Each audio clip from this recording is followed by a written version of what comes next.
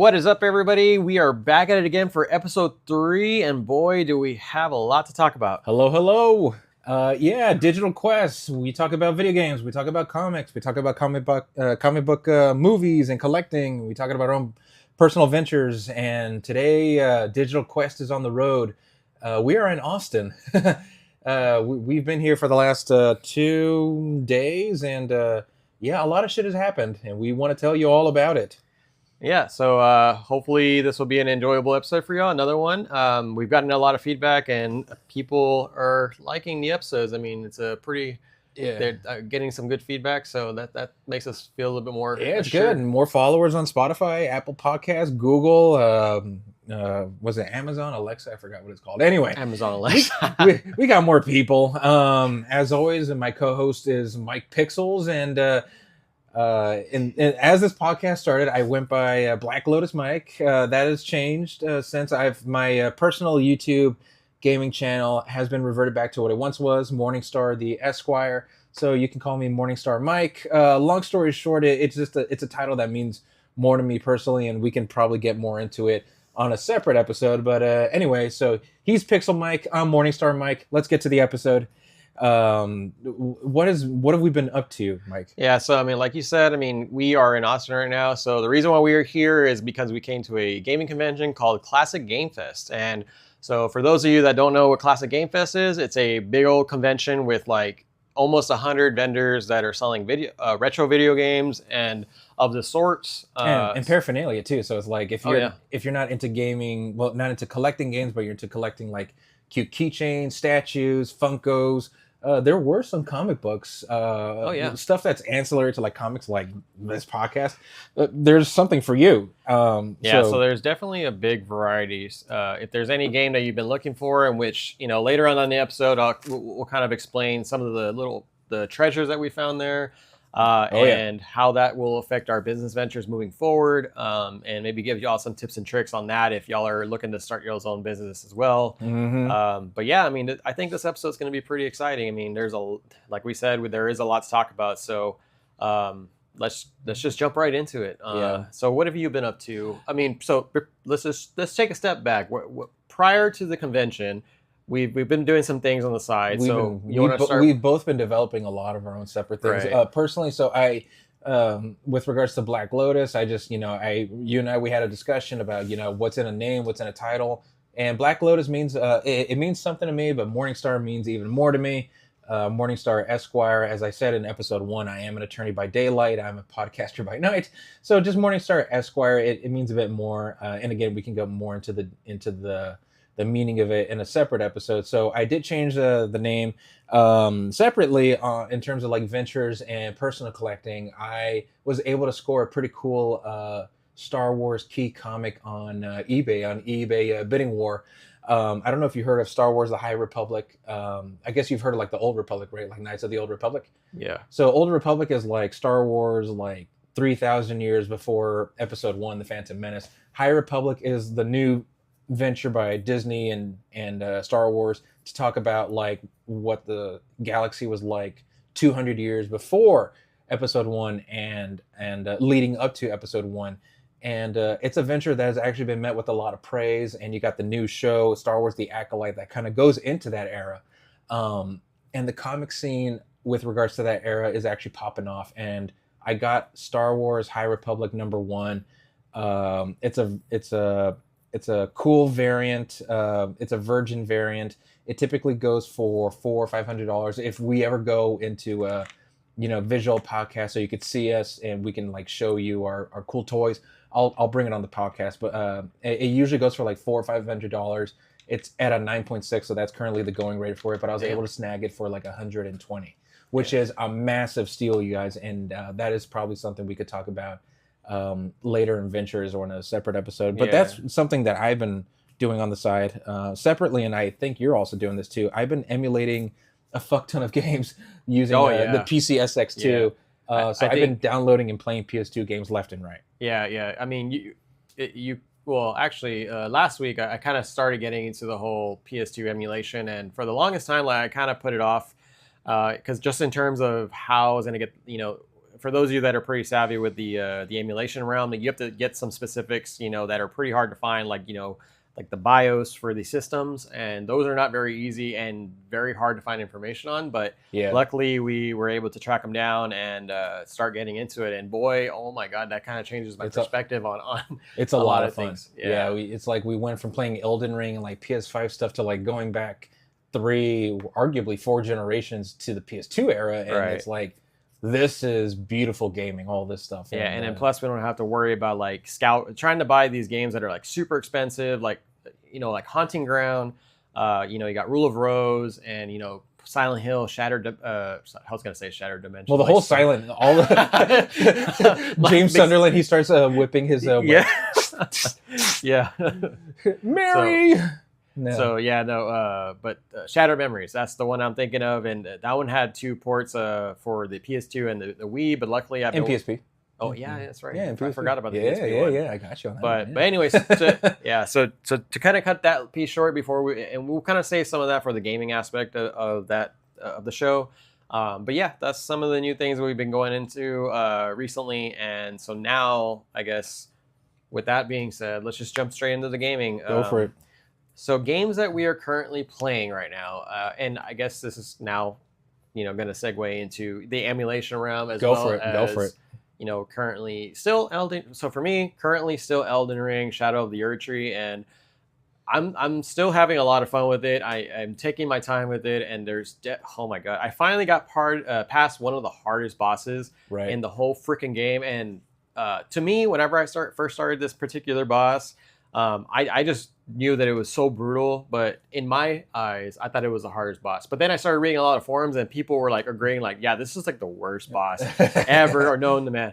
And so his name, I think, is Commander Gaius, and so he rides this this hog. Yeah. And so when you get into this area, like he's like all the way on the other side of the map, this little speck, and then all of a sudden he just starts running towards you. Yeah, the speck, and then you're like, oh my, holy shit! Like there's a fucking pig coming at me. And but then the most tries, I swear, to ever beat a boss. This guy took the medal for that.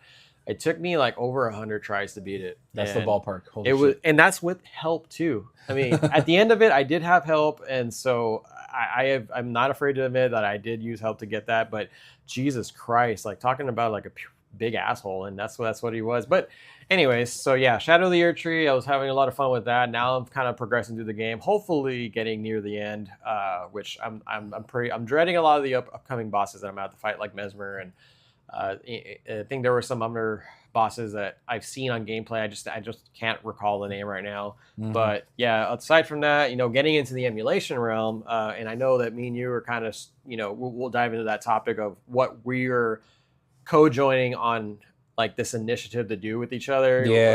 With Silent Hill specifically, but. Yeah, stay tuned to the end of the episode. We kind of happened upon it. We were talking about emulation. We both just so happened to be in the same wavelength. Like, hey, I'm emulating. Hey, that's kind of funny. I'm emulating. And then, okay, what games are you wanting to emulate? And then we both arrived to a certain one. I think you already said it, right? It was a minor spoiler alert, Silent Hill. And we're like, okay, I think we have an idea. So we'll stay tuned to the end of the episode to find out what that is. Yeah, so emulation, and so the next games actually, this is for you. What games have you started playing? So last episode you kind of berated me about Link, right? Was it Ocarina of Time?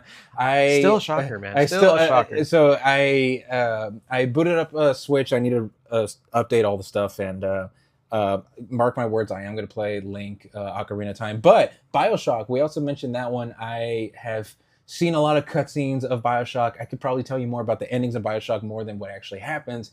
And the thing about gaming is that it really is about the journey itself, not so much the destination. So what I have done is I booted up BioShock, the collection on PS5, and I'm currently playing through the first one, and it's beautiful. I think it came out originally for Xbox 360 first, right, before going to PS3 and what have you. That is no, yeah, or at least that generation. I think so. Yeah. So I think at first it was an Xbox, but then it got ported shortly after to the PS3, and but I mean at the time, like I just don't recall what was first, but. But it's still in terms of like game making and graphics, it's beautiful. I love the world of Rapture. I love the was it the what do you call it, the Big Daddies, right? Or the Oh yeah, the Big Daddies. the Big Daddies. They're the little, so vicious, man. the little was it the little sisters. The little sisters. You get all the plasmids. The plasmids. It's such a. I'm like, holy crap, this is awesome. And I see kind of in hindsight, 2020, how a lot of the current games kind of are building off and like taking notes from BioShock. So it's like, oh, this is good to see.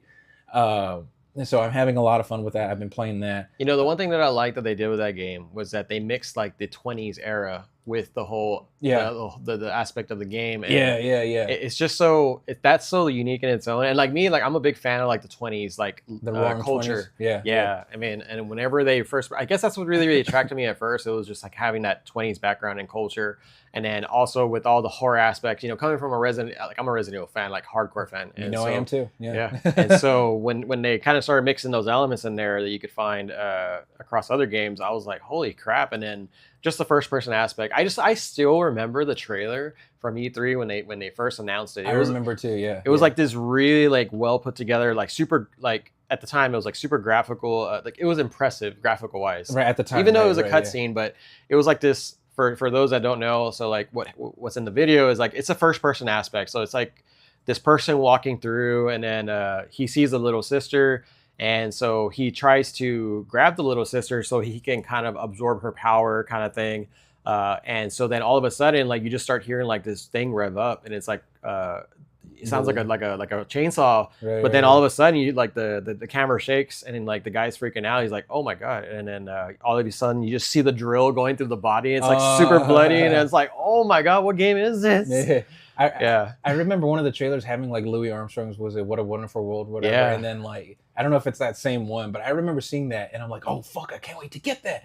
And it was on Xbox 360 only. I'm like, motherfucker. Yeah. And then just life took over when they came out for PS3, so I never could. But hey, you reminded me about it. I appreciate you, and now I'm playing it again. And just on the side, I've been playing a bit more Elden Ring, but I've also been playing, I don't know if you've heard of it, it's Final Fantasy Strangers of Paradise.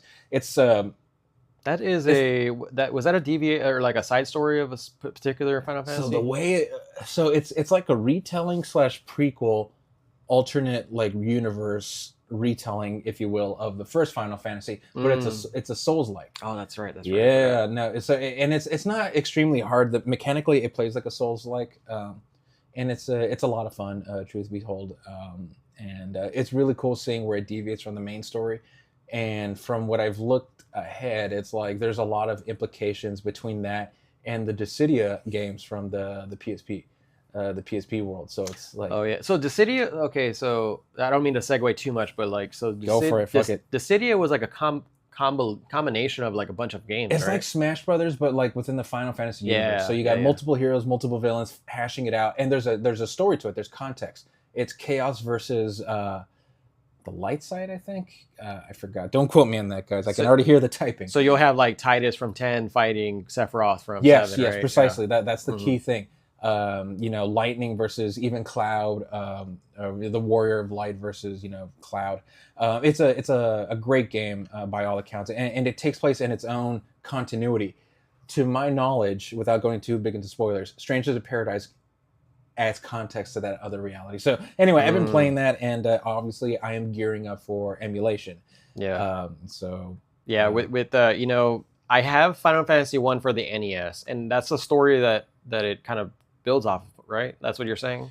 It's kind of a retelling. So like the first Final Fantasy, well, it's a retelling, right? Yeah. So so some things are remixed and some things go completely different. Well, because the way I'm thinking about it is because I know that they did this remaster, a nice remaster for the part 1, and they came out with it not too long. Well, actually, they came out with it for the PSP, I believe, and then they remastered it again for the Switch, which had like 1, 2, 3, all the way to 4. In the current generation, with Series X and PS5. But they didn't change like the story much. No.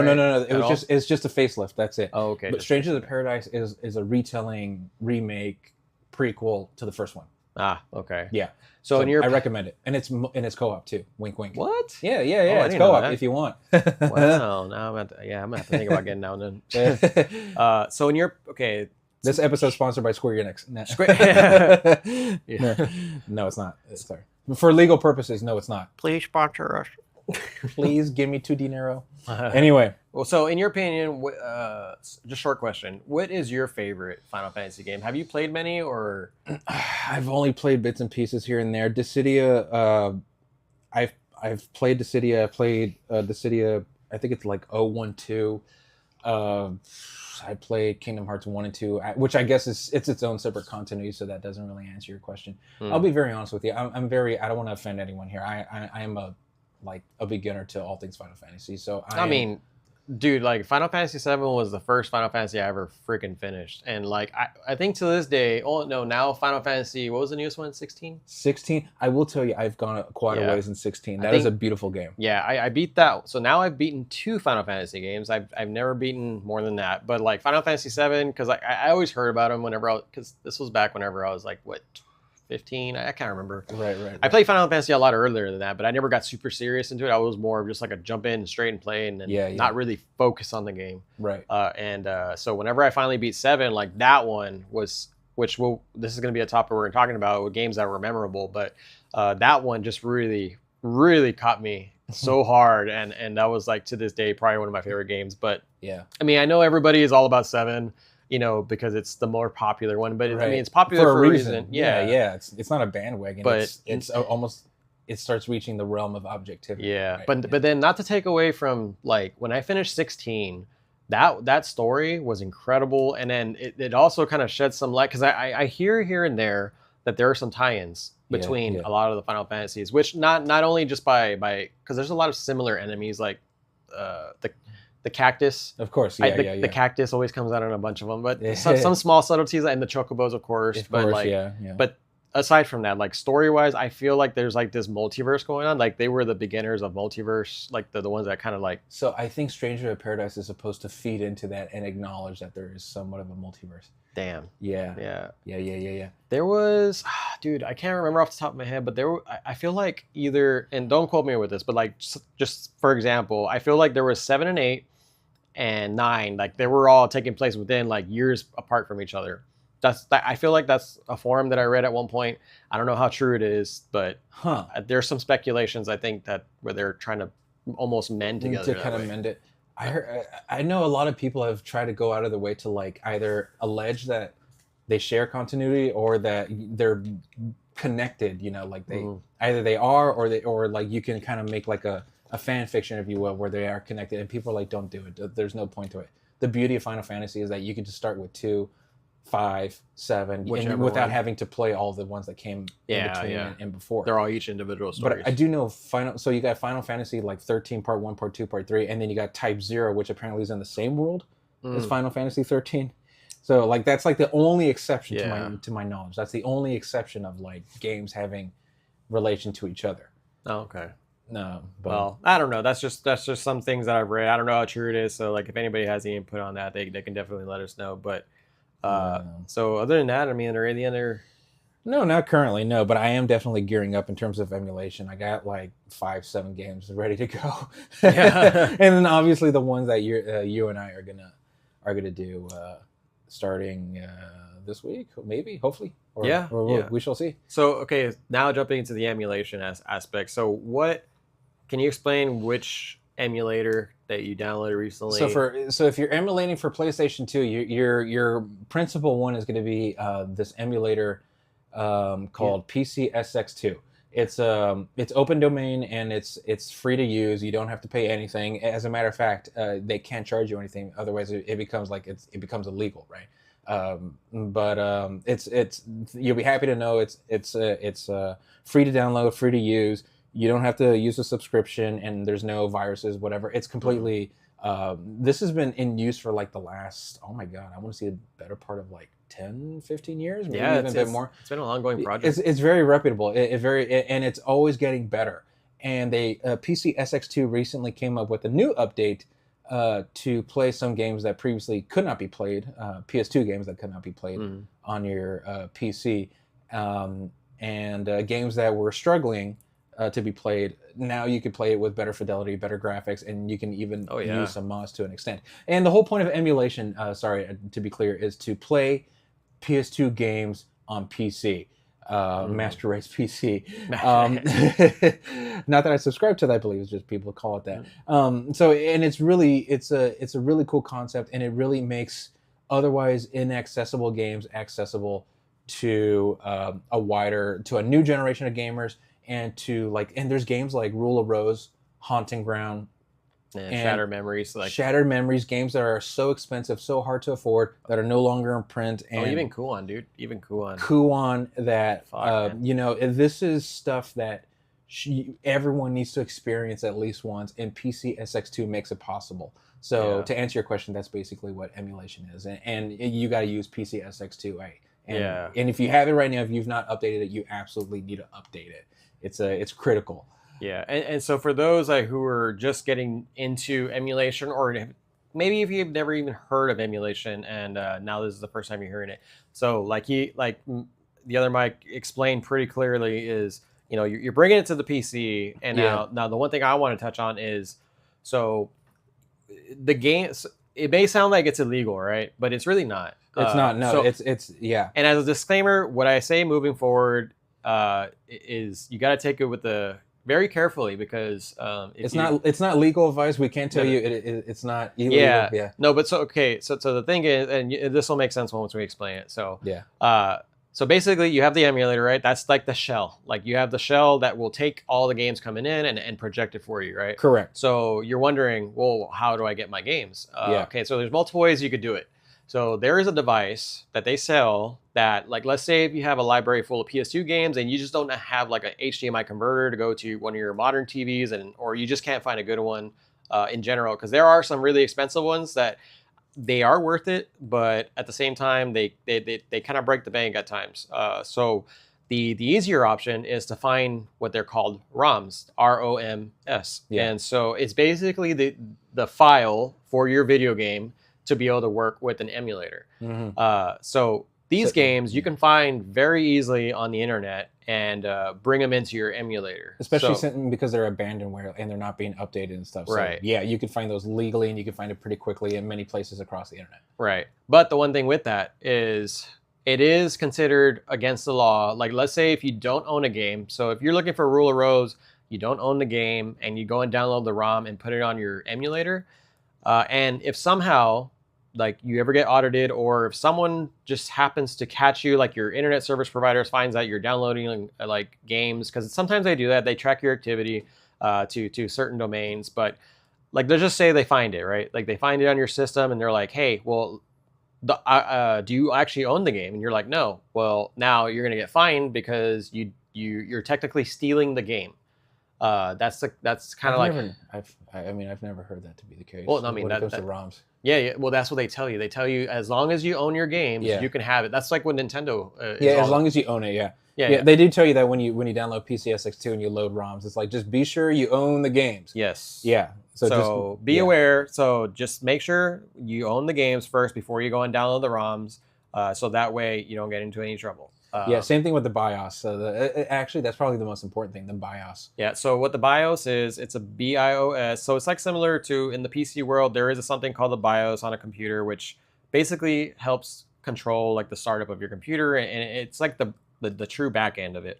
So whenever you find this BIOS, like you will find no documentation of people telling you where to find it. Yeah. Because it's that part is very critical. Like that is more of like stealing trade secrets from like Sony, and because you're basically taking their firmware and bringing it onto the actual emulator, and that is against the law for sure. Yeah, so we can't tell you where to get it. We can't tell you where to find those. Just only that you have it. Yes, right? But you have a PS2. I've had a PS2, so we're with those devices I was explaining earlier, like that they're specifically made to copy either video games or your PS2 BIOS. Like that is legal.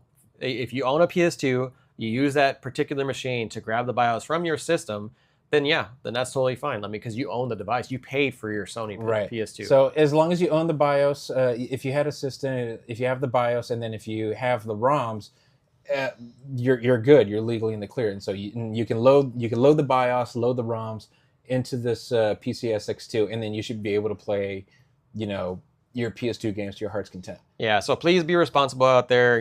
Make sure you're doing your due diligence and making sure that you actually own the games and are able to load them up, legally. So with that legal disclaimer out of the way. Yeah, no, just want to make sure you put it out there because some people will say, well, they told us we could download it. We're like, no, we're not endorsing nothing. No, we're just not saying endorsing. If you have the BIOS, you have the ROMs. Right. You're good. Just make sure you're in the clear. And so a lot of the games that we talk about, we actually own. So, like Shattered Dimensions. Why do I keep saying Shattered Dimensions? Shattered Memories. For freaking I'm going to fucking mod Silent Hill to play a Spider-Man just to spite you. Okay. That's going to be Peter Parker freaking fighting Pyramid. Mary Jane. Oh my God. Save me. No. But yeah, so anyways, getting that out of the way, that's something that, speaking about Shattered Memories, that is one thing that we were trying to actually kind of come up with right now is, so for those of you who haven't played Silent Hill Shattered Memories, it is almost, if not, it is a retelling of the very first Silent Hill. Correct. In a very interesting fashion to where I think everything's based around this kind of ice or like snowy type atmosphere. Yeah, man. So basically Silent Hill, it's all about fog and not ash. The movies make it about ash, but it's mostly about like fog, right? And what's in the fog is like you don't know what it is, and it could kill you. And when the fog rolls in, that's when the other world is starting to take influence over the main world. And then when the rust and like all these like gates and metal start coming in, that's when you're like in the hell version of Silent Hill. That changes. That formula changes in Shattered Memories.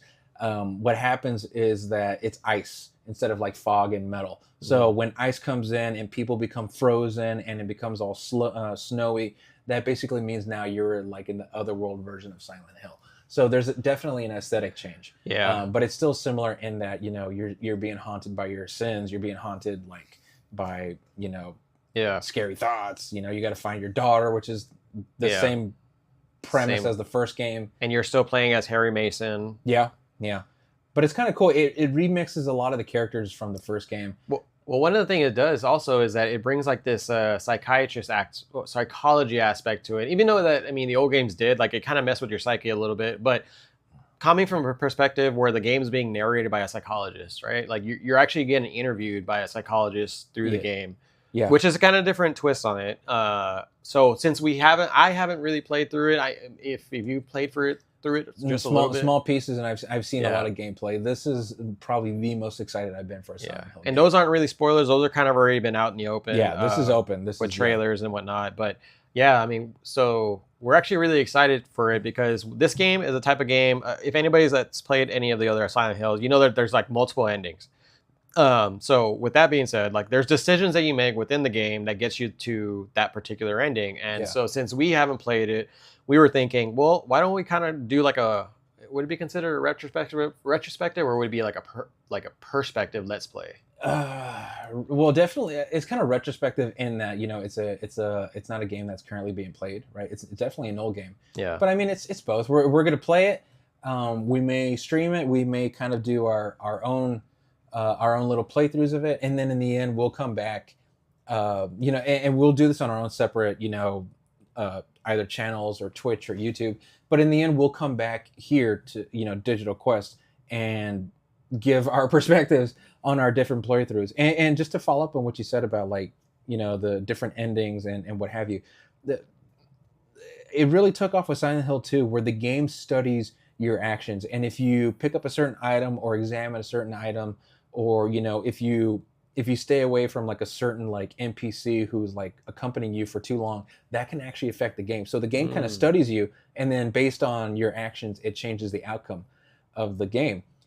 In the warning disclosure for Shattered Memories, it tells you, warning, this is a game that plays you just as much as you play it. That is so fucking cool. It just gives you chills. Like, what does that mean? What does that mean? And as you kind of said, like there's a psychologist, or is a psychiatrist? Anyway, maybe psychiatrist. A shrink. The shrink. There's a shrink who is asking you questions, you the player questions, and based on how you answer those, and also the way that you approach the world of Silent Hill, that will have a very heavy impact on literally how characters look, how your world is generated, and also on the sort of ending you get. So we both were kind of talking about what games we were emulating, and we both mentioned Shattered Memories, and I'm like, holy shit, what if you get one ending and I get the other? And then we can kind of cross notes and just kind of be like, well, why did we think that happened? And how did this character look for you? How did this character look for you? And did you kill that person? Oh yeah, I killed that person. And did you pick up that item? Or it literally, it comes down to like, do you explore areas quickly or do you just move along? Or did you look at that poster for too long or did you just ignore it? Yeah. It really comes down to those sort of details. So I'm excited to play it. I'm excited to play for what it is. I'm excited to cross my notes with your notes. Yeah. That's going to be fun. Yeah, and then hopefully we can get that, to maybe like in another 2 episodes. That way we can. It's gonna take some time to play through it. Yeah. We'll follow up. We'll give we'll progress reports, and then in the end, once we both reached a ending, we will definitely. Yeah, but I'm like super stoked because like I think that is one of the only few Silent Hill games, if any, that I haven't played aside from like Book of Memory. What is it called? Book of Memories. Book of Memories, yeah, for the PS Vita. But that was more of like a what kind of game was it? It was an online, like a dungeon crawler. It was a dungeon crawler online, not canon to my knowledge. It's no one. I don't think you're missing out. But yeah, I think no, like a couple months ago, I actually beat Silent Hill Origins, and that one was awesome. I like that game. Yeah. So yeah, that was on the list of games that I haven't. Oh, and also Silent Hill 4. I haven't beaten Silent Hill. I need to get to that. Okay, so after I beat this one, that's going to be on my list to play. I haven't finished Silent Hill 4. It's so fucking creepy. Yeah. But I love it. It's just... That one scared the fuck out of me whenever I was younger. And I just got so traumatized from it. I'm like, yeah, I'm not going to play this anymore. Yeah, just the concept of the room. There were these there were these ugly ass enemies that really freaked me out. They were 2-headed beasts. The twins. They were just like crawling their hands. It was like, ah! Get away! The fuck away from me! And then you just bash it with the hammer. And then there's unkillable enemies for the first time in the franchise. In that game, right? The ghosts. The ghosts, yeah. Well, no, I thought you... Oh, no, you can only paralyze them with like... You could paralyze them with a sword, but as soon as you remove the sword, they start coming after you. Yeah, dude. Oh my god, yeah. I forgot about those guys. Oh, man. Fuck that. That'll be another retrospective. Yeah, But anyway, Shattered Memories. And it seems like I think that's the most sought after Silent Hill game on the PS2, other than like Silent Hill 2. Because at the convention, just kind of segueing into that, like I saw some people selling it for like $900. Which one? Shattered Memories. Oh, Shattered Memories. I saw one dude selling that fucking game for $900. I'm like, yeah, people. These Shattered Memories, really? Yeah. Well, yeah, that is the most expensive. Silent Hill. Yeah, because right next to it is, I think it was 3. So 3 with the soundtrack in it was like $300, right? Oh, and then so people were scalping it up that high. Yeah. It's more because I think it comes with the soundtrack, and then that's part of it. So Akira Yamaoka did the music for basically all the franchise. So you had the first 4 games, which is made by Team Silent, and then afterwards Konami started getting greedy. They disbanded Team Silent, and then they started having Western developers develop their games, starting with Origins and then Shattered Memories. Origins was met with mixed reception. Shattered Memories, I believe to date, is the only Western Silent Hill game that everyone kind of collectively agrees, this is actually pretty badass. Yeah, that's the thing. That's interesting. I didn't know that. Yeah, because it's a retelling of the first, but it also does something completely fresh. Well, I don't understand why they do that, dude. Like, why do they break a formula that's obviously working? Like, I feel like, I don't know, a lot of people are like, oh, why did you disband Team Silent? Fucking crazy, dude. It's like, maybe there was something, it could have gone both ways. And they did it with PT. Like, why? Why? PT, like, they missed. But there's a big thing there going on between them and Kojima. But yeah, like, why would you ruin such a good thing? Like, why do you tease such a beautiful new game and then you just take it away from us? It's almost like when parents get divorced and then they affect the kid, and it's like, why? No. It's like, you're fucking up the kids, man. Just stay together. Do it. But mommy, daddy, you told me you would take me to Disney. No, fuck you. You don't get shit. Y'all are married. You fucking stick you with can it. blame Kojima, and then Kojima's like, well, no. Blame Konami. No, Kojima's kind of cool. Kojima's like that cool dad. Like, it's okay. I'll get you stuff. It's For not all- a Disney trip. Yeah, I don't know. For all we know, he probably beats his staff. No, it's not my standards. no, Kojima-san, no. No, I doubt that. No, we shouldn't bash him. Like he's pretty. No, well, I like his game. Kojima's the shit. No, but yeah, Shattered Memories is like, if you're not playing Silent Hill 1 through 4, Shattered Memories is like the next best thing.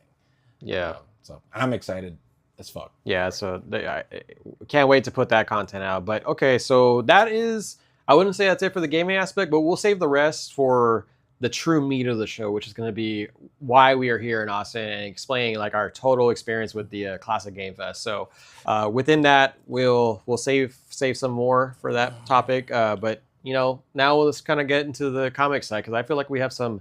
Please. Well, comics and movies, because like I feel like there's some things that I just found out. I don't know if you've seen like the Captain America trailer, the new one. I saw it. You know me. What do you think? I like. So, I know that they've done a lot of reshoots. Mm-hmm. Disney and Kevin Feige are not really confident in this movie, and I know this because I've been following it. But the trailer, just acting like I'm grandma and grandpa, and I'm just, you know, I don't know anything about Kevin Feige or what have you, and I'm just looking at the trailers, and I'm like, oh, I know my son likes this or grandson likes this. It looks like they're trying to emulate the feel of Winter Soldier, which is arguably the best MCU movie, or at least solo MCU movie. At least give me that solo like hero MCU movie to date. It's great intrigue. You got the you're talking about, that's one where they introduced Spider-Man, right?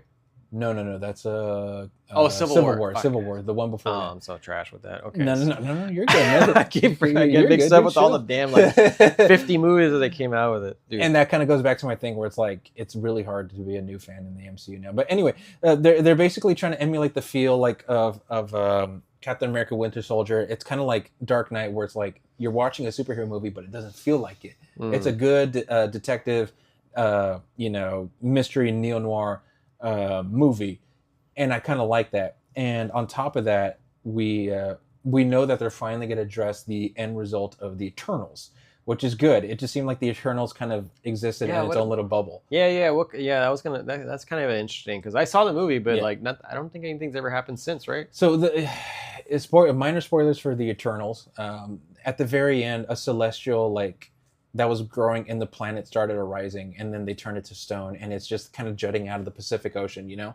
Oh. So at the end of this trailer for Captain America, we see a fight between, I'm guessing, the U.S. government or maybe even Hydra or the Serpent Society, whatever, versus Captain America, and he's flying through that monument, through the celestial. Oh, so that's what that. Okay. So the rumor is that celestial, when he turned into stone, that stone wasn't really stone, but it was adamantium.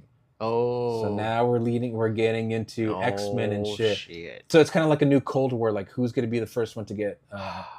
people wanted vibranium, but what's better than vibranium? Adamantium. Yeah. Yeah, so I'm excited that they're world building again. That's good. It's refreshing. Good. Build the way towards the new X-Men. Acknowledge the Eternals, which I thought it was a pretty good movie. And it's okay to harken back to the Winter Soldier. It was the best movie.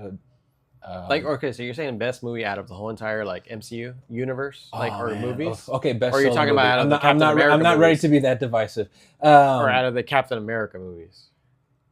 Best solo, solo, okay, yeah, not like crossover, not like Avengers, 1, 2, or Endgame or Infinity War. Other than those, I think Winter Soldier may be the best. I'm gonna go. Yeah, I'll go that route. Okay. He's looking at me a certain way, guys. No, I'm not. He's gonna beat me after this. No, I'm not. I'm just trying to. What do you think is your favorite? Oh man, dude, I know you're gonna put me on the spot with that one. Come on, dude. If we have to, dude, if we're talking about solos, or are we talking solos? About just solo can be, so it could be the Guardians of the Galaxy, but basically it can't be Avengers. Anything that kind of merged there. Correct. Together, right? Correct.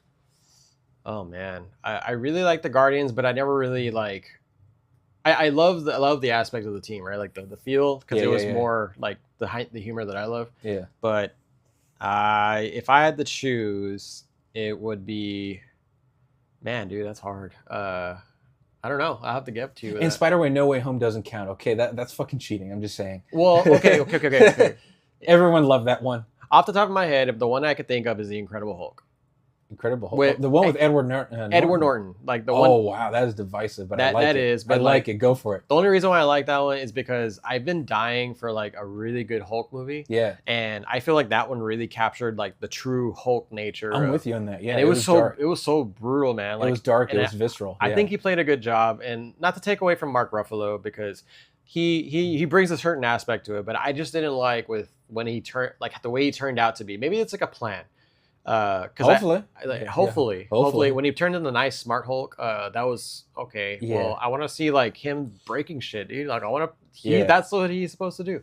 But when I saw in this trailer that the Red Hulk was coming out, I was like, oh, so does that? Okay, so I thought that Red Hulk. Edward Norton's Hulk to fight that one. Yes, dude, dude. I swear. Okay. I swear to God, I will lose my shit if in the Deadpool and Wolverine movie they have Edward Norton come back in some way, shape, or fashion, or like hinted like that he's. Well, it can't be because so technically Edward Norton's Hulk is Mark Ruffalo's Hulk. Is it? Yeah, it's the same. At this point, it's like I don't know, man. They're doing all these fucking multiverses, dude. It's like anything's up in the air now, dude. Imagine if they bring back the 2003 Hulk, Eric Bana.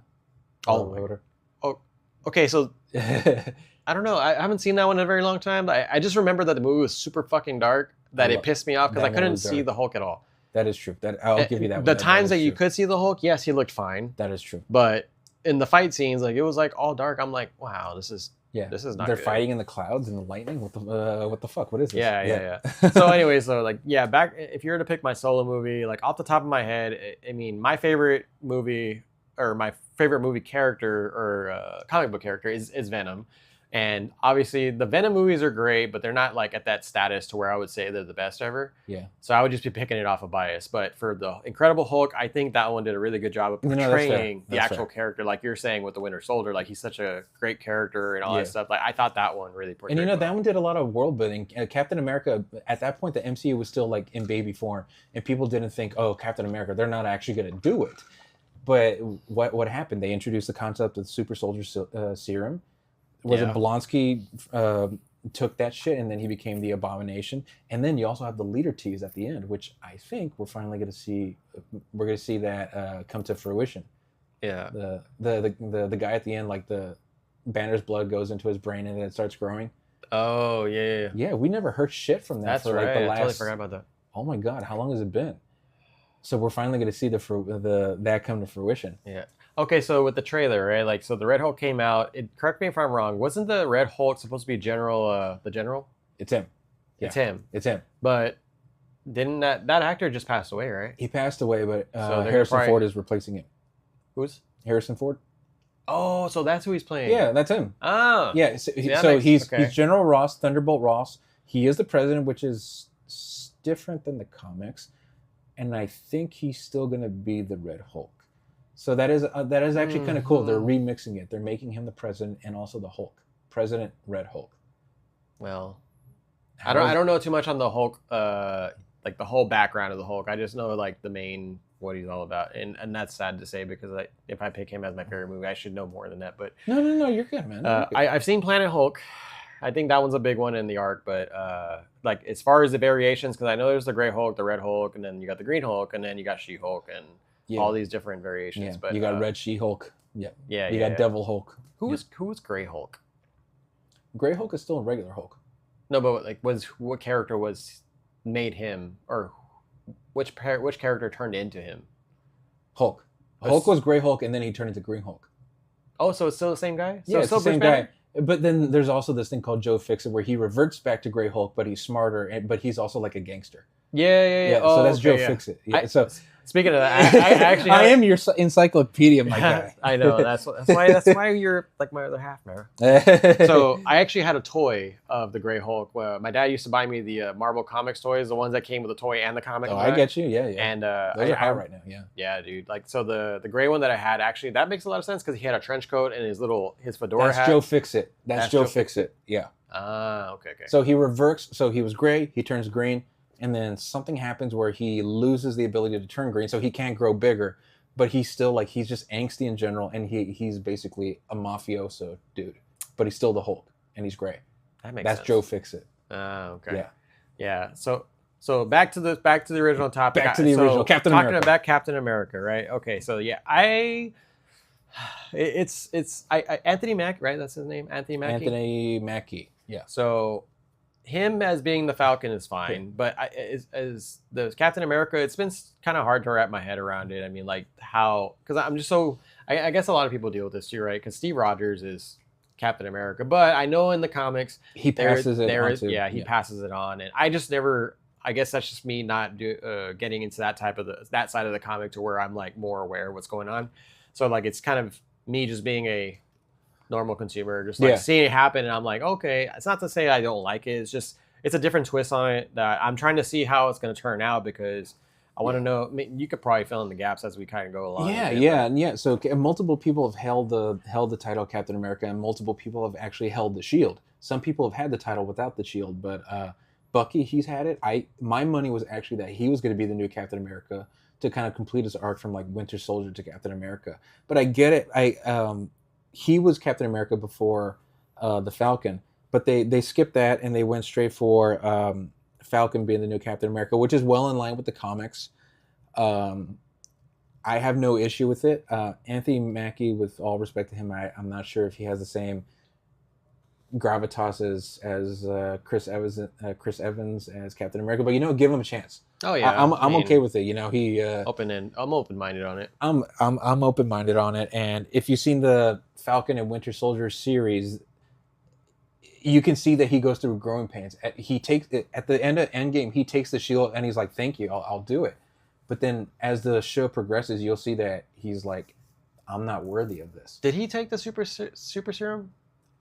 I don't think so. Not because in the trailers, like whenever he's fighting, like he looks like he's super strong. Is that just because the wings are giving him that power? So here's the thing, and this is speculation. I can tell you in the show, no, he doesn't take it. I think a key plot point in this movie is that he's going to feel compelled to take it. That's just pure speculation. Because he looks pretty powerful whenever he's fighting people in the trailer. I'm like, I don't remember him having that much power.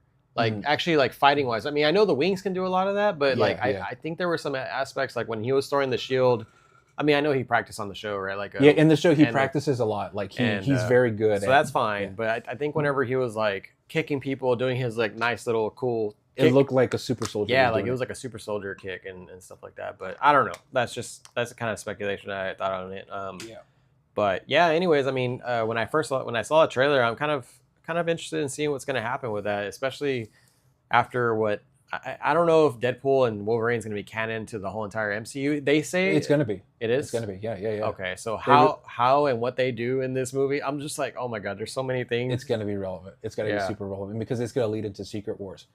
And that, okay, well, good thing you brought that up. Because maybe you can give me a lesson on that. Because can you explain to me what the Secret Wars is? Because I know this is what ultimately all the movies are leading up to. Yeah. At least this movie arc, right? So there's multiple. So there's two different. Well, technically three, but really there's two major Secret Wars you need to be aware of. One came out in the '90s, and in all honesty, it was just a blatant attempt by Marvel to sell more toys. Let's call it what it is. And it was just a massive crossover, and then they all fought on this battle world, and truth be told, it was really forgettable. I'll be very honest with you. So just put that to the side. The more important one, in my opinion, is the Secret Wars that came out around. I want to say it was 2010. I already hear people typing. Between 2010 2012. Basically, you had the Ultimate Universe and you had the main Marvel Universe and a bunch of like other ancillary universes. But the main ones that everyone was following was the main 616 and then the 1610 Ultimate Universe, and the two collided, and then both of them like kind of were destroyed. And in the end, Doctor Doom, what he did was he found a way to bring together pieces of all these broken universes and merge them into one. And now you have like heroes from multiple timelines, different universes, different variants, all vying for control, trying to save the universe and their respective universes and to restore it. That is very, very, very, very long story short. So what I think, the Marvel movies have been remixing stuff that's been in the comics. So I think the whole point of the Secret Wars is to probably bring back old characters like Iron Man, Captain America, Steve Rogers, but maybe recast them, you know? Because they're getting old and then people are dying off. Like, rest in peace, T'Challa, Chadwick Boseman. Chadwick Boseman. Right? Yeah, Chadwick Boseman. I know they introduced his son, but I feel like, are we really going to wait for him to grow up?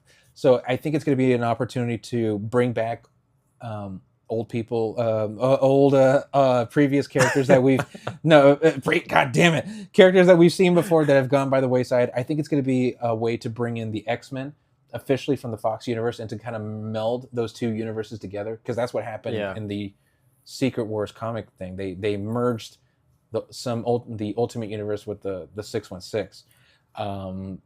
You're going to see new characters. The Fox universe is officially going to be married to the Disney universe. I think that's going to be ultimately what they go for. In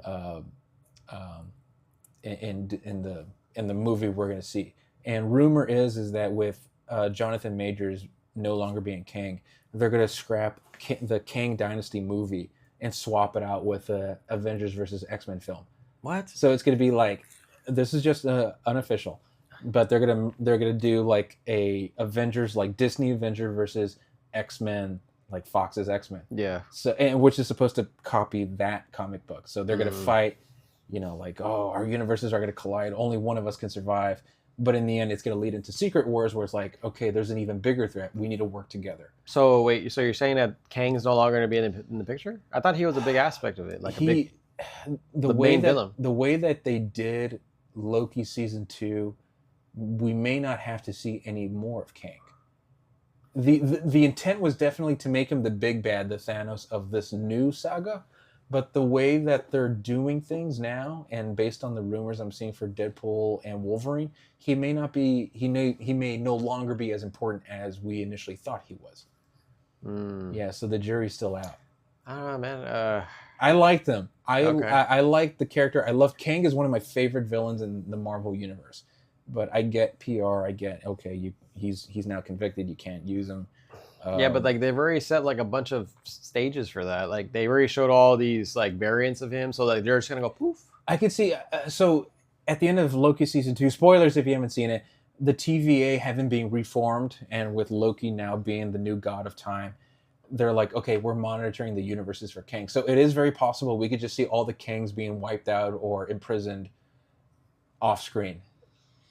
As much as I would hate for that to be the case, I really hope they recast them. Yeah, I would prefer they do that, but they've already been building that momentum. That's like the thing. Yeah, I don't know. But it's also been so long since we've heard anything else from him. The last one was like Ant-Man Quantumania. It's like, they're gonna replace him and just with like Avengers, X-Men. Did which one was the one that they just recently did a show of where it tied into the X-Men or like started hinting at X-Men?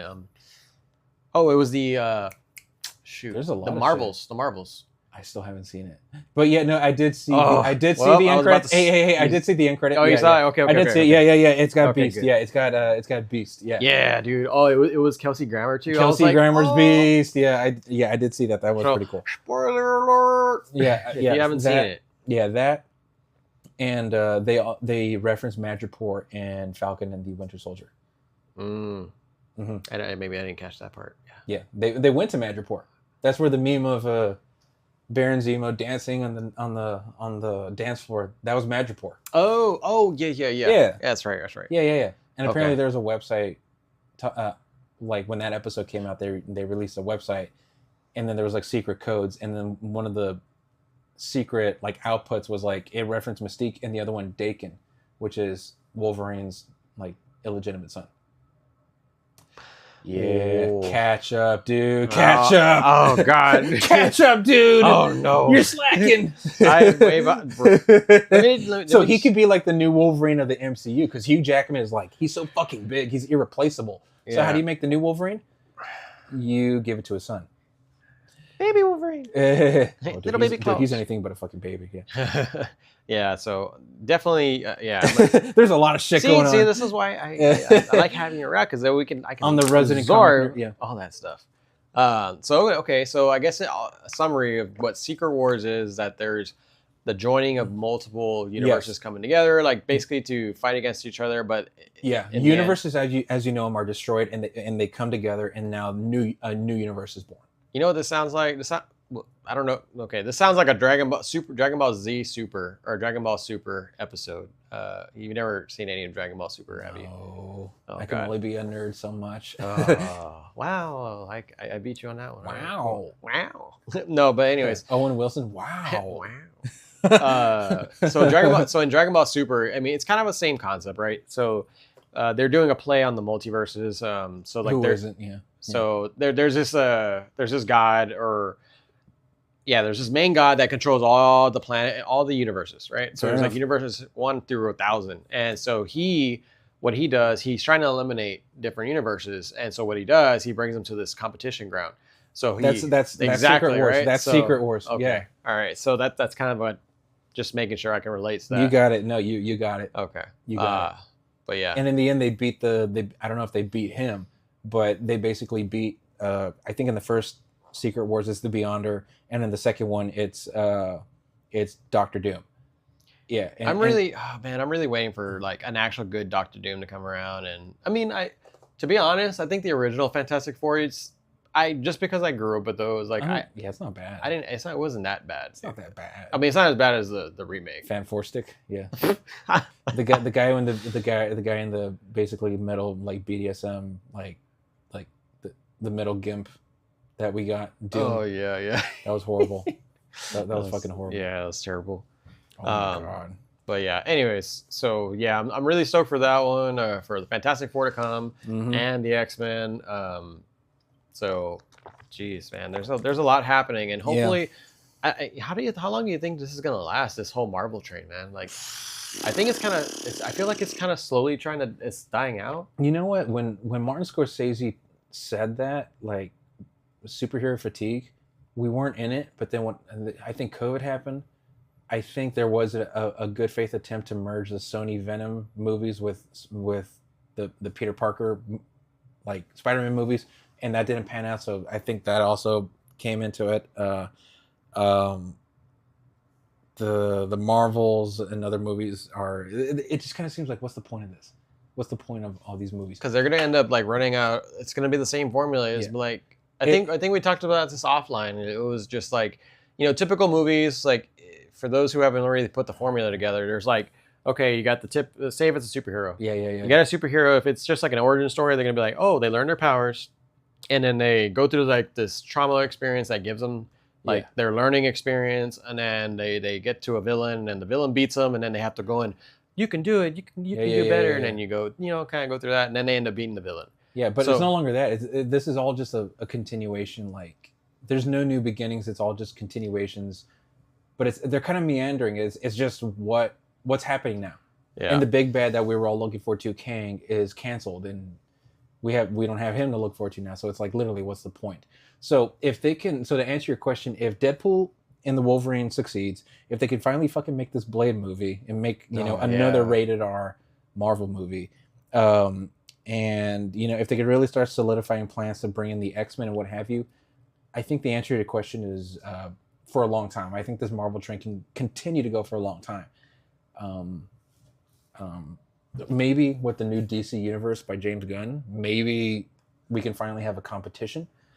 I know. I feel like DC is just kind of like there.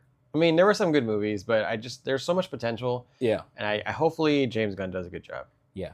Yeah. It did kind of help when you had the Zack Snyder verse kind of there on the side. So people are like, oh, well, that Marvel's better than that. So there's competition. People had reason to go to the movies, and now it's just like Marvel's by itself. Yeah. Dude, Zack Snyder's cut, that one, I love it. Dude, that 4-hour movie was really good. I love it. Yeah. That was fucking amazing. I was really shocked because I saw the Batman versus Superman. Yeah. Dawn of Crap Justice. Yeah. That wasn't that good. Yeah. And so then whenever I saw that one, I was like, this is like a fucking totally different movie. Like, holy crap, they finally brought Darkseid and all this. Brought him, yeah. See, like that's what I was waiting for. And but I mean, we'll see. Yeah. I mean, but I agree. I mean, maybe there might finally be competition. If there's competition, will naturally bring people to the theaters. People are going to want to see. Okay, James Gunn, he did Guardians of the Galaxy, and now he's kind of switched sides. let's see what kind of shit he's up to. Yeah. And then when people see the Marvel movies, they're gonna be like, okay, can you top that? And then that's gonna keep the train going, you know. So there's a lot of ifs out there. Yeah. To consider. So. We talked a lot about comics. Yeah, I know. So, but yeah, no, definitely some good information there, and hopefully that was enough for y'all to kind of grasp. I know it's a lot for me to grasp at times, but so now getting to the meat of the episode, we're going to be talking about the Classic Game Fest, and so this is going to be the biggest thing that we've been doing so far, and so honestly, it's been a great experience. It's been great. This is my second time coming. I came last year, but this is your first, right? My first. So starting off, this convention, like we said before, just to give you like another recap, it's a convention for retro gaming. If not, it is the biggest, the RetroCon that is in Texas. Aside from this one called Retropalooza. I think Retropalooza is like the second runner on it. I don't know. I wouldn't. That's another big one. But anyway, so like 100 vendors come down and post up, and they sell their video games, and it's almost literally like it's like the biggest flea market where you can find almost anything you're looking for. Yeah. And they're selling tons of stuff. Like what we were saying earlier, trinkets.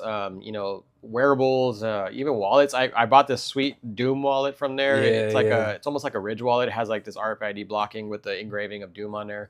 So you find some pretty cool stuff there. But what was your reaction, or how was your experience with the con? I had a lot of fun. I went in there. Everyone was very friendly.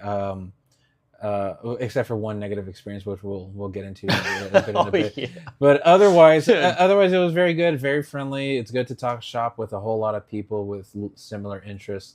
It seems like a lot of the people there were experienced, and I'm definitely on the new side of things. But I was treated with utmost respect. When I was looking for games, a lot of people made good faith attempts to look for it, and they're like, "Oh, sorry, buddy, we can't," or "We can't go that low." It's all fair. Like we'll just shake hands and part ways. In the end, I went in there. You told me to come in with like a list of games, and I made somewhat of a mental list. And you were on the lookout for the games I was looking for, vice versa. You were looking. I told you what games you were looking for when I found them. In the end, I walked away with. So I did buy an RFID blocking wallet, but it was a Castlevania Symphony of the Night. Oh, that very was beautiful, sweet. Yeah. Beautiful That's etching. Awesome. Very beautiful. I bought some a Nier Automata, like a little cute little pin button. So people walked up to me. They're like, "You're a Yoko Taro fan?" Yeah. I'm like, "You looking for Drakengard?" Yeah. Like, "Oh man, if I had it, or I just sold it. If I had it, I would have held on to it." People like, "Oh, that's so nice." And why are you saying, Britt? Why are you bringing it up? Shut the fuck up! Don't tell me what I can't have. God damn it! But anyway, but it's cool. It's like some people, they're harmless, right? They just want to talk. Oh yeah. But in terms of video game purchases for collecting, I bought so one of my guilty pleasures was Mortal Kombat versus DC. Dude, that was a sweet one. A lot of people hate it. I love that shit. I totally forgot that existed, and when you showed me, I was like, "Oh, I forgot that was a thing." Yeah. I recently I played a bit of Injustice, and then last time I went to your place, we've been doing a lot of MK1, and I'm like, man, my first foray into MK was actually MK versus DC, and I wanted to play it on the Series X, but it was delisted. You can't buy it on the store. The only way to play it is through having a disc. Mm-hmm. So they had it. They had the collector's edition with the Alex Ross. I don't know if he is, but I'll show you after the show. He's a great artist for comic books. The art he did, it came with an exclusive prequel comic, DLC, and a beautiful collector's box. And they were selling it for I think it was a little less than $30, and it tends to go for a bit more. That's a good price. It tends to go for a bit more on eBay, and it was pretty good. It was pristine, and people tend to sell it a whole lot more on eBay. But that one actually, I think I may hold for myself. So I got that, and then Ghost in the Shell. I'm a huge Ghost in the Shell fan. All the timelines, and I learned within the last year that they had there you go. He's looking at the Alex Ross art. See, Scorpion and Batman, fucking beautiful.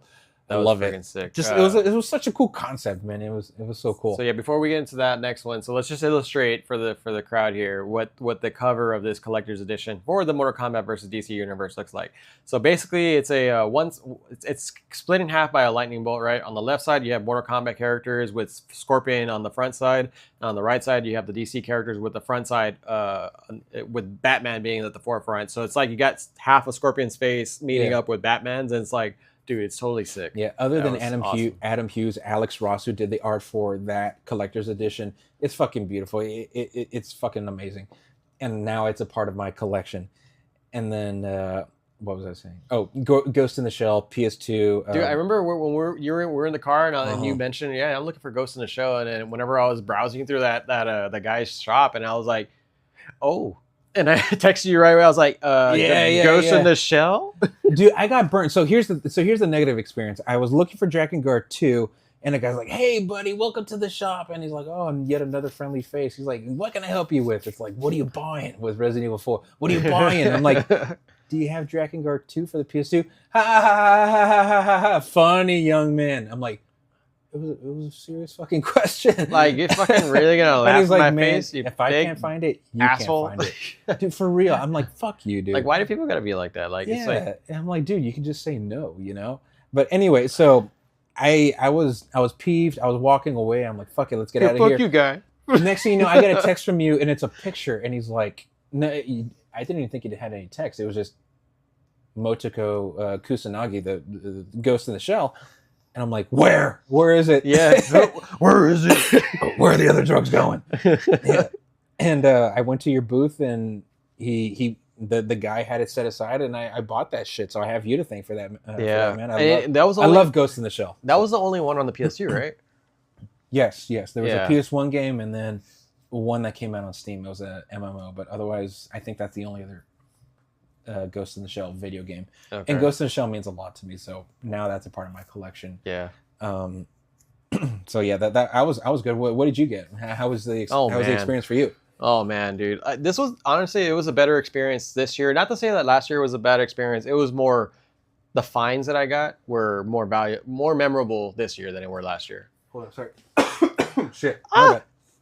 Oh no. Oh no.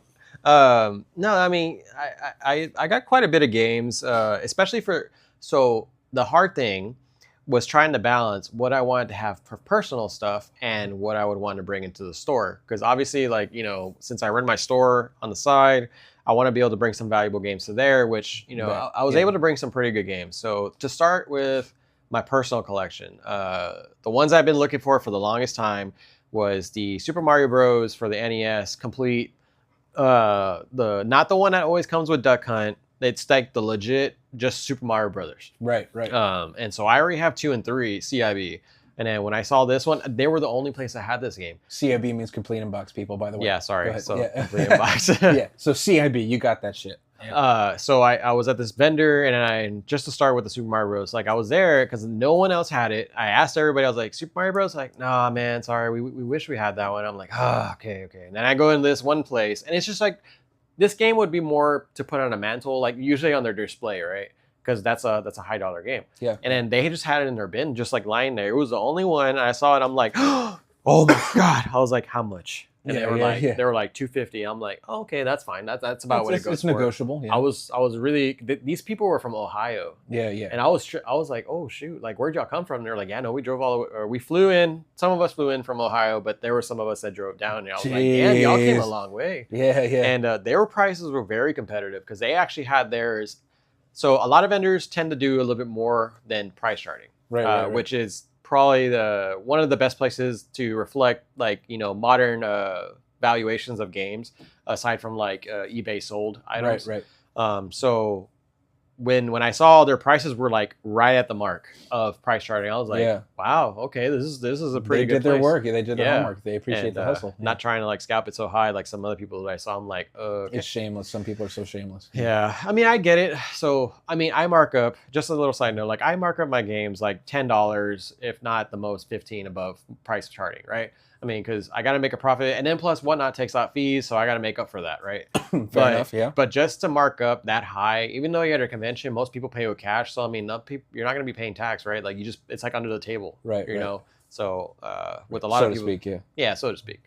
But yeah, no. So I found this game in the tub, and I was like, dude, this is like, and it still has. If anybody's ever seen like an NES game, there are some boxes that actually have the hang tab that are like folded and they're so perforated, but they haven't been pumped out, right, or pushed out. Right. So this game had it all, and it had all the manuals in it. I was like, dude, okay, I'm gonna snatch that one, right? Yeah. And then the other two that were on my list that I was looking for was Legend of Zelda 1 and 2. Yeah, The Adventures of Link. Now, given I couldn't find it complete in box for Legend of Zelda 1. For those who haven't seen this one, there's actually 2 variations. So there is the original that came out. I don't know if it was 87. I think it was 87, but it was the front cart where it was all gold, and then there was this little square cutout that would show the gold of the cartridge, like as this shield, right? To kind of like give that effect that it's showing gold. Right. So that was the original cart box, and then they had another variation down the road, which they made these classic editions where it basically took that away. It didn't have the little cutout anymore, but it had like this red stripe across the top saying like classic. And so it's still a good version to have if you're looking for the game, but instead of it being a gold shiny cart, it was a gray cart.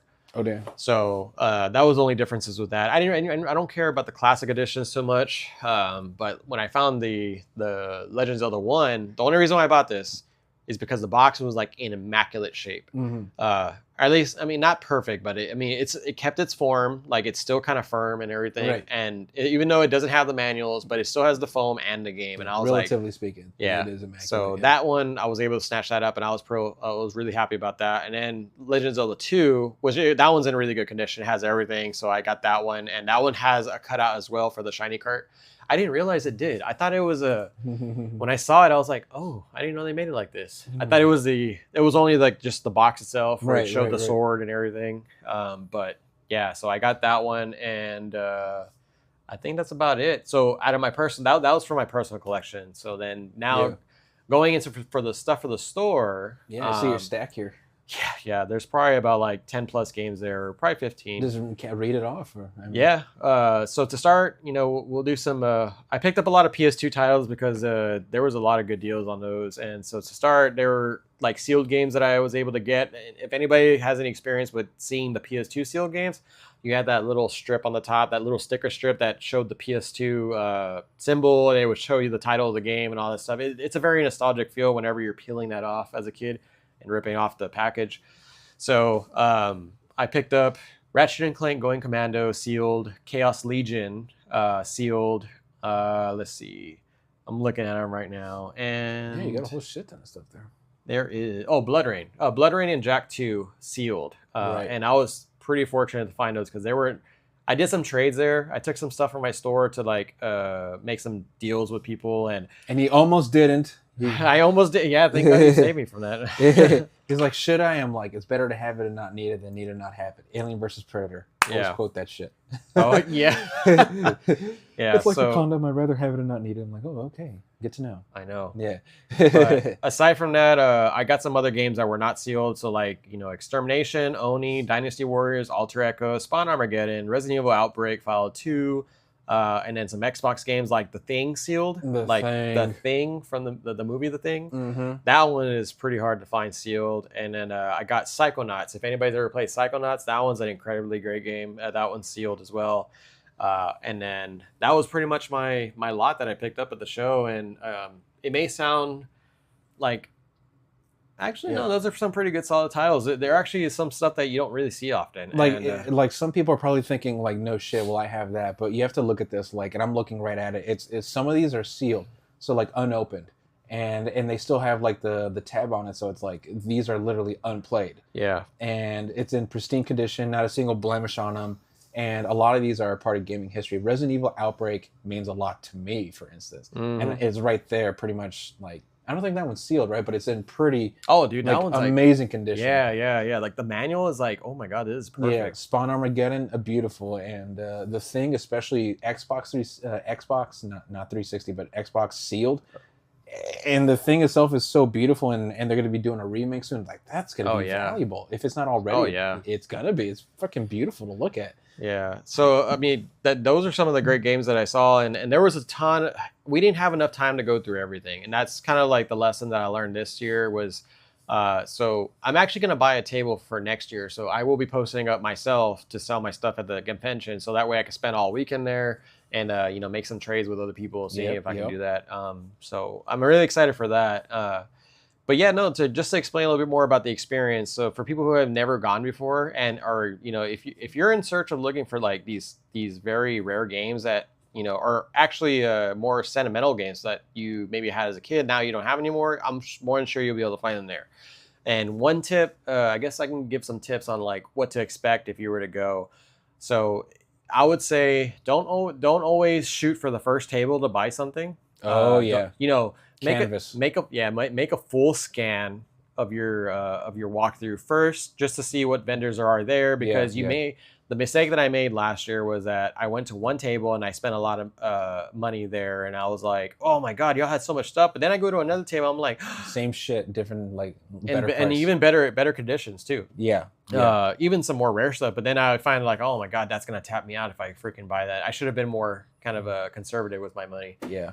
So what I would say is just be more conservative at first, and then make your scan, and that way you know what's out there, and then make the decisions afterwards. Yeah. You'll know, be like, oh yeah, this vendor, I think he had the better deals and whatnot, and you'll do good off of that with that.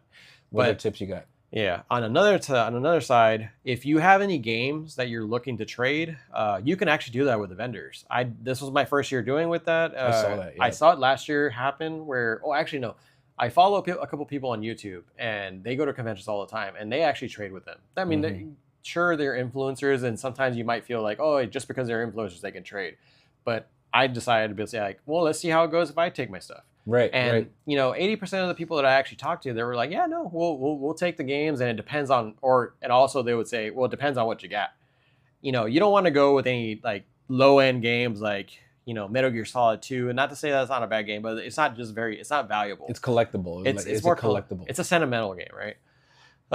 But take your biggest games that you have. So what I did, I had Pokemon Coliseum for the GameCube, Pokemon XD, Gale of Darkness for the GameCube, and also Pokemon Coliseum, the bonus disc, that comes with like a Jirachi insert.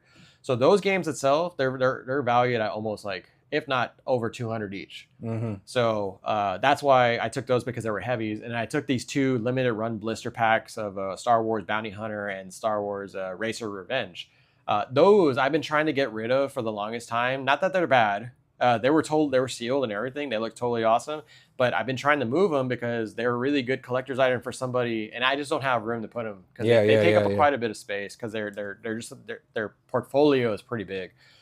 So this one vendor that I went to, I was like, hey, how much would you give for these? And or would you be willing to trade? And they'd be like, sure. Well, what do you got? And I'm like, I got these blister packs from Limited Run. And they're like, oh, okay. Well, I can give you 90 for both. And I was like, okay, that's like $30 less total of what I would typically sell them for. I'm like, that's not too bad. So I was looking through their games, and this is the one where I got the thing sealed for. And they actually had a bunch of other games too that that were part of my stack that I got from there. So I traded that in and then use that credit towards the games that I bought. So that's a good tactic to take whenever you're going to these conventions.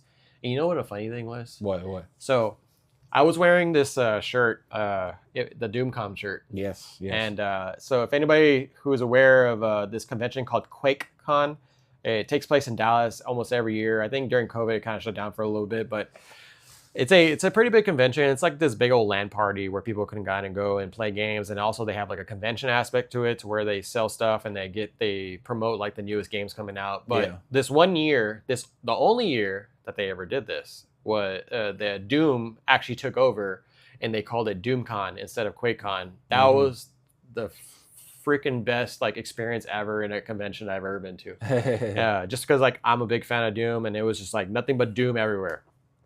So I bought a shirt, and it says DoomCon all across the shirt, just plain letters. And on the back it says QuakeCon 2018, or I think it was before COVID. So I was wearing that shirt, right? Of course, it's been worn. It's kind of worn out. And then the lady that was working at this vendor where I got the thing, it was the wife of the owner, and she was like, "Hey, where'd you get that shirt?" I'm like, "Oh, this one? Yeah, there was a convention that took place. So it was the only time they ever did it." And she was like, "Oh, that's cool." And I'm looking through the games, right? And I'm asking her questions like that, and she just pops up at it just randomly, and she's like, "Hey, I gave you $65 for that shirt if you're willing to sell it." I'm like, "What?" She's like, "I'm really into like vintage or like those kind of things where they're like super rare." Yeah. And I'm like, "Oh, I maybe will think about it, but this is like one of my favorite shirts." That's the thing. So you're just gonna walk around like without a shirt on? Like, I mean, I don't think she thought this through. Can you throw on a shirt? I know, right? I'm like, you realize I'm gonna go shirtless, right? Around here.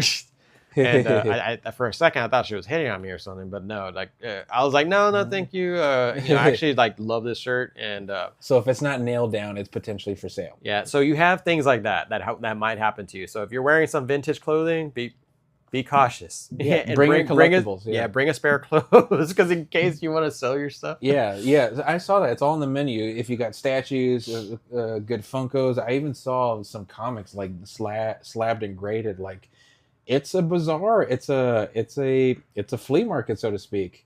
But a respectable one about video games. So it's, if you have something of value that you're willing to part with, bring it, and it's fair trade. Yeah. I saw that. I also saw too, I guess, as a brief counterpoint to the first point, just the Marvel versus DC a lot. I saw a lot of people they were looking at it, and that's and I'm like, what are they looking at? And then I saw that, I'm like, oh shit, this is what it is. I got to get it.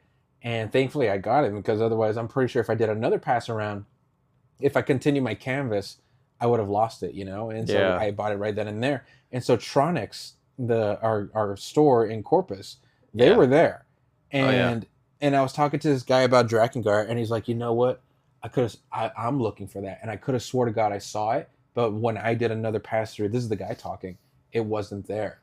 So it's like, yes, you definitely want to do your canvas, start looking for reputable sellers, see where people are at, see what people are selling, but also don't take too long. If you see that one thing, pull up your phone, pull up eBay, pull up price charting, see what's the going price, and if it's negotiable, get it. Because there are other people. There's like 100 other people doing the same exact thing you are. Oh yeah. So don't take too long in your canvas. Oh yeah. One of the vendors, and this is what you got to watch out for. There are some vendors that will like skyrocket their prices, and so some of the games that I've been looking for also have been like The Suffering. For PS2, it's also on Xbox as well. But The Suffering, like Part 1 and then Part 2, The Ties That Bind.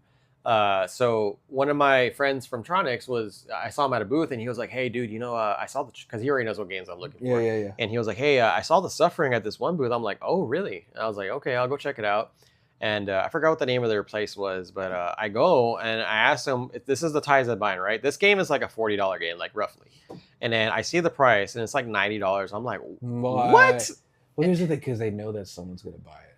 Someone really but that kind of stuff, like that's a little too high, man. Like, it's crazy. I mean, if it was like 60, that'd be more understandable. But dude, 90, like that's a lot, dude. It's crazy. It wasn't sealed either. Like it wasn't sealed at all. Jesus. I was like, wow, okay, never mind. Why can you justify that? Yeah.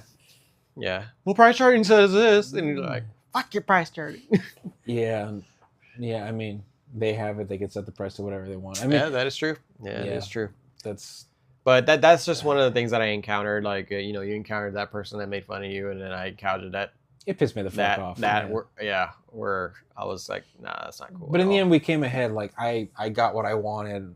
I walked away satisfied. You got what you wanted, satisfied. Yeah. So it's all good. It was a very satisfactory experience, and I'm down to do it again next year. Yeah, it was great. And also, I mean, if you have a family and kids, it's actually a nice environment for that too, because they're not just all about, you don't have to go there just to buy video games. I mean, you could, but they also hold events there where like you could take pictures with like people cosplaying as stormtroopers. What's the name? The 501st Legion. Yeah, they were there. They were doing charity. They were there helping out. Yeah, so there are cool people like that, and there's a ton of people that are cosplaying as well. So it's like this, nice, fun atmosphere, and then they have food trucks, and also they have speakers that come, like influencers that will come and talk up on the second floor, and also some bands that'll play that are just like covering video game music. Yeah. So it's a nice time, and it lasts Friday, Saturday, and Sunday. But if you're on the hunt for video games, I would recommend, because the way that they sell their wristbands is they have a VIP package, which allows you to get in on Friday, like at 1 o'clock, like very early, because they open at 3 on Friday. That's when the whole convention starts. Right. But the reason why they do that is because all these vendors want to go in and buy and get all the games they can to trade with each other. Yeah. And so if you want to get in on that, I would suggest the VIP. Or if you just don't really care about that, you just want to go for like just to have fun and be a part of it, then just get normal tickets. They sell 1-day tickets or also 3-day passes. And that's what we did. We got 1-day tickets and we had a lot of fun. And we didn't get to go through it. Man, there was it was like, part of me now kind of wishes we got the whole weekend pass. I know, but man. Like, alas, they closed at 8, and then I know y'all were waiting for me because I was like there trying to like still kind of like scrounge out with everybody else. I'm like, I'm sorry. We thought you were gonna end up like Eric Andre. Let me in. Yeah. Let me in. I need more. Give me more. I need it. No, but it was good. We had fun. But I mean, we still had fun today. We didn't continue going to the fest, but we had fun today. We went board game shopping today. We went, So before we jump into that, that was the close of the Classic Game Fest. So hopefully y'all liked what we were talking about there, and you may consider going next year. It's always in Austin, Texas, so you don't have to worry about it moving around. So it's consistent. So yeah, definitely a great experience there. But now it's Saturday. Yesterday was Friday, so now it's Saturday. That's how time works. Yeah, that is how time works. But yeah, no, what we did while we were here in Austin as well, we were kind of going around town, just having a little bit of enjoying the sights. Enjoying the sights. I always love coming to Austin because it is, as much as I really would love to live here, it's too saturated. Like, at least for the long haul, there's a lot going on. I think coming here as a trip is fine, but I think that's something that I realized is, because I used to always want to be here because it's a central hub for everything. You got Google, you got Facebook, you got almost every tech company you can imagine. And also the video game companies. You got Bethesda here. You got, I think you got a branch of BioWare here. Yeah. R.I.P. Rooster Teeth. Rooster Teeth. Oh, man. I almost interned with them until COVID happened. Yeah. Aspire, I think Aspire, who was doing all the PS5 like remasters and remakes, they're here. Blue Point Gaming. Oh, yeah. Yeah, big names. Yeah. So I mean, definitely. So it's always lively here, and just the feeling that you get when you're kind of in Austin, it's just something that it just you can't feel anywhere else. It's hard to explain. Like, you just got to be here to experience it. For those of you that have been here, you probably know what I'm talking about, or you probably see it from the other side where you're like, I hate Austin. It's fair. Yeah, just because of saturation. We like it. Yeah, but what we were doing, we went to a couple of game stores, and it wasn't just video games. It was a lot of board games, and also some like toys and card games. So what were some of those places that we went to? We went to Dragon's Lair. We went to another board game place called Tanuki. We went to Outlaw Moon games, and it's like figures and board games. So we went looking around. I also looked for comics because you know me. But in the end, we walked away. Like, we talked about potential board games we were looking at, and lo and behold, we went to Dragon's Lair, and then one of the games we were looking for was just there sitting on top of a shelf, and then we bought it and we played it. That's Resident Evil 2. Oh yeah, that was the board game. Yeah, and that's because we went into it like we were talking about it, right? Because yesterday at night when we got home or got to the hotel, we were kind of playing Uno, right?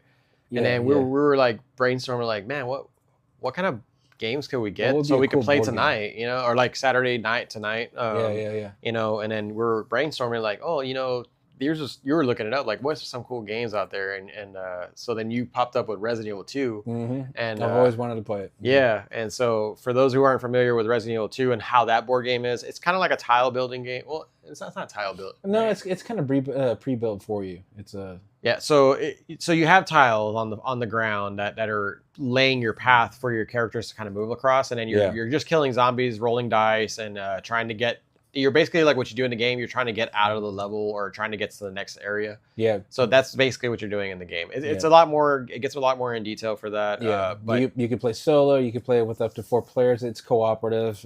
You got zombies coming in. You shoot them. You can move around them. Like you can conserve your bullets. Fight bosses. Fight bosses. Yeah. There's also events that take place. So if you think you're safe by just like hiding up in a corner, you're wrong. The fact of the matter is you will be ambushed by zombies at some point. So it's always key to keep on moving and to coordinate with your fellow teammates. As we quickly learned in our last playthrough. Dude, it's hard, dude. It oh can my God. be. Like the rolls, dude, the rolls. Even though it's like you gotta. Man, it's like a 50-50 chance that you can either evade or like save yourself from getting hurt, or having a chance to do something to a zombie. Yeah, it's a 50-50 chance that you're gonna hit the zombie with like one of your bullets, and it's like you got like a 1 in 5, 1 in 4, or 1 in 5 chance of killing the zombie. I was having some bad luck with my rolls. Yeah, like so bad, dude. You're over here killing all the zombies. I'm like, man, I can't get the roll. I was Leon Kennedy. I was killing zombies left and right. I had a lot of good rolls, and then like, fuck it, I'm gonna run. I'm just gonna run. He's just shooting duds. And I find a shotgun. I pick up a shotgun. I'm killing zombies left and right, and he's spawning zombies, causing ambushes. I'm like, God damn I'm like, I can't help it. Some motherfuckers just want to ice skate uphill. Cock the shotgun. Yeah, so we found that game over there at Dragon's Lair. We found that at Dragon's Lair. We played it there. It's funny because we got in and we were just looking at the board game. Because it's a massive, for those of you who have been there, it's kind of like, or if you haven't been there, to illustrate it, it's like this big old massive store where there's like a bunch of games, like a bunch of board games, and then towards the back you have tables where you can go and sit down and play your games. So as we walk in, there's a shelf that has a bunch of like the promoted board games of the month or something like that. Yep. And then we're like, okay, this game looks cool. And I look up and I'm like, hey. And I see the back of it, and it's like I see the Resident Evil imagery, and I'm like, I turn it around, I'm like, bro, look, it's right here. What are the odds of that? Yeah, I pretty much I think we almost did like a lap around the store, and then just out of nowhere you're like, hey, I found it. I'm like, what the fuck do you mean you found it? I found it, Resident Evil 2. It's here. It's here. Yeah, so the secret text. No, the Resident Evil 2.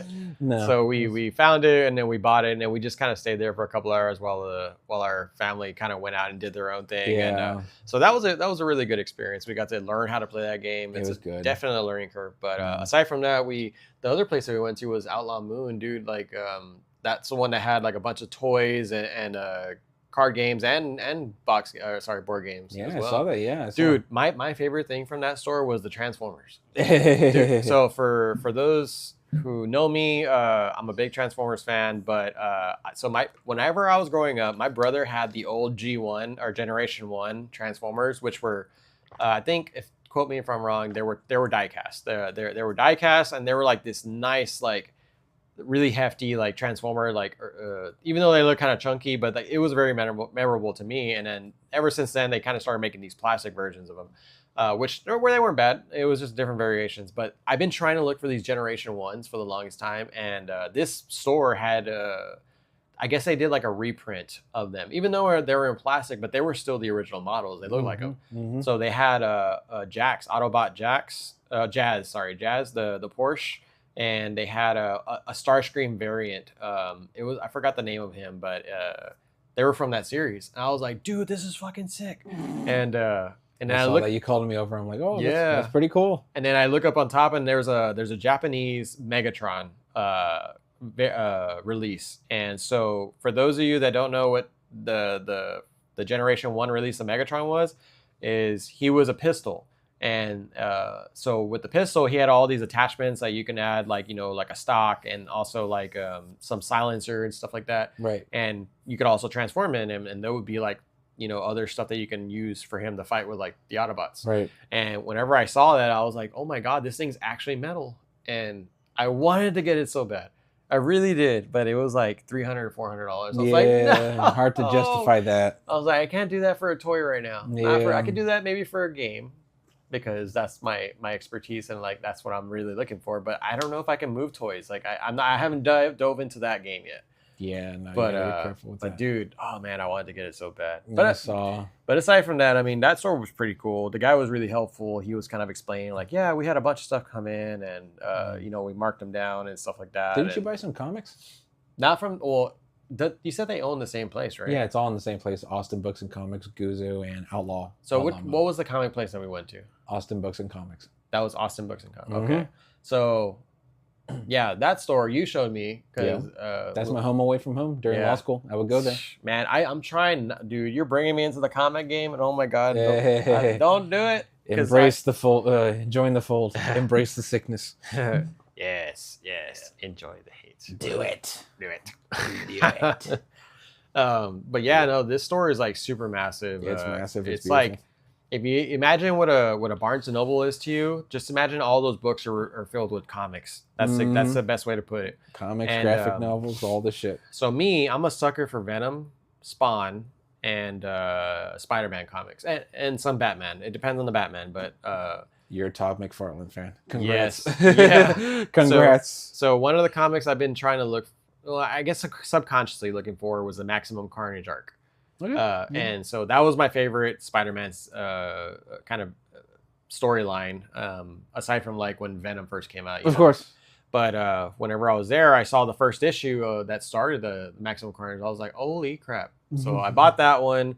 And then there was a Batman the Animated Series, old comic from like the 90s. Yeah. So that one was pretty sick. I bought that one. And then there was a Spider-Man, I don't know what issue it is, but it had Spider-Man on the cover, like being hanged, and he was like half on fire and stuff. And I was like, "Whoa, this is pretty." Oh God, okay. Yeah, it's pretty intense. I don't remember that cover, but I believe you. Yeah, I'll have to. Yeah, show the you. '90s went hard. Yeah. Yeah, dark and broody.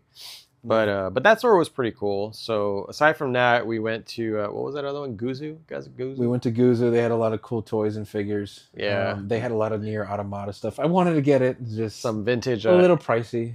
Yeah, how much was it? The 2B was like $53, but I could have swore I've seen it cheaper elsewhere.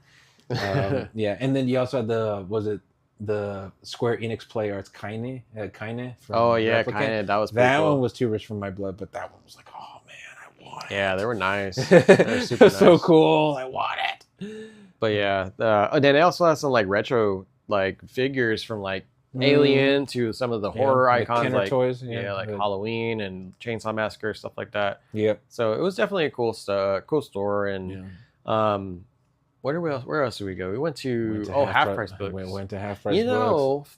Half Price Books. I actually so back where we're from, right? The Half Price Books there. I think they're starting to catch on with like retro gaming because they are starting to price games appropriatly, as to kind of help deviate from or prevent resellers from going in and just like buying.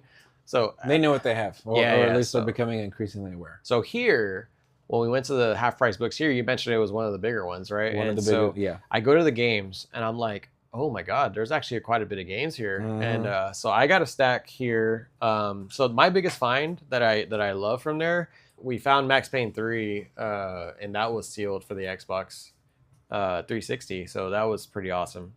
And aside from that, there were some other games like, Rogue Galaxy, Jack 3, Prince of Persia, and NBA Street. And that's to be resold on whatnot, more than likely. Yeah, those are going to my store because they were actually some pretty good finds. But, and overall, it was a pretty good day. We went around and did some stuff, and we found some pretty good items. And yeah, I found some comics, first issue, first appearances, Flash, and some Star Wars Legends stuff. Already, was it bagged and boarded and perfectly pristine?